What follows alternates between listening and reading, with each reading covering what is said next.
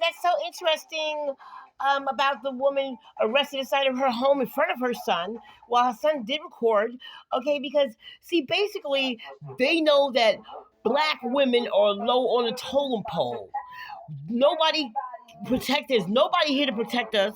Nobody gives a fuck about us. You understand what I'm saying? So, not even our own black men at times.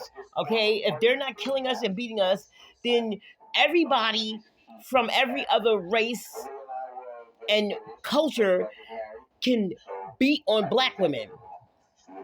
Okay, so is this what we doing? Huh? And I had some visitors from other countries come here, and I'm saying here, with their stores and stuff like that. It's like it's funny. I let them know and no one says, honey, I'm not indigenous, okay? And don't think just because you talking to me like this in front of these little black guys, you feel me? These black guys is not no protection for me, okay? Be clear. I know every gangster in town. Okay? Okay? Let's be clear. Okay? I have somebody picking you up by both elbows. Not saying a word. A year later, because you're not gonna know where it came from. I don't need the gratification of looking at it and saying, I don't need to do it because I'm not a little kid. Okay? Nobody needs your store. I don't need no nails. I don't need none of that dumb shit. I don't need the chicken. Because first of all, chicken is not a black person's food. That food is an American food because once we came over here to this continent, that's what the Southern people were eating, and they are the ones who ordered us to prepare that for them. It's an instant American is apple pie. So how did it all of a sudden get thrown on us? We like chicken and watermelon. What do we even eat chicken in Africa? I think so, but not fried. Anyway.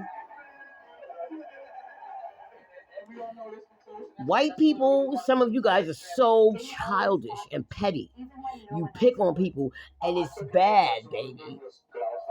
Just like that police officer did that to that woman. He did it because he know that we have no protection under the law. Years ago, we had karate classes. Years ago, I took karate. I took gymnastics. Let's be clear. I don't see any of those programs around. We had boxing. Okay? Remember, Mike Tyson is from... I'm living in Brownsville. Mike Tyson is from Brownsville. Okay? Ocean Hill. So, we had boxing gyms. We played tennis. I did gymnastics. Running. Karate. I don't see any of that now. Because we have the computer thingy majiggy. So now everybody is just like got their head stuck in front of a tube or stuck into the phone, tipping and tapping away, going on dates with people from Mars. See, years ago we had to get active and we had to get together and form groups and alliances. We had to network. Because see, if that wouldn't have happened years ago, everybody is so disconnected. Okay, so we're becoming like unfeeling towards each other. Like as long as it's not happening to me, that's cool, and it's not cool. We had groups of people that came together for the protection of the neighborhood. We had the bow ties, okay? We had the 5%ers, we had the Israelites, groups of people and they formed their own thing along with the Black Panthers. You know what I'm saying? A lot of these different gangs was not just into, crime. A gang is not put together for crime. A gang was put together for allegiance. Because police did not help us. And I'm not saying police as a whole, because they are some cool boys in blue. Let's be clear. Even when you're not that person that, they should be even, wanting to be, civil to. But everybody has a story.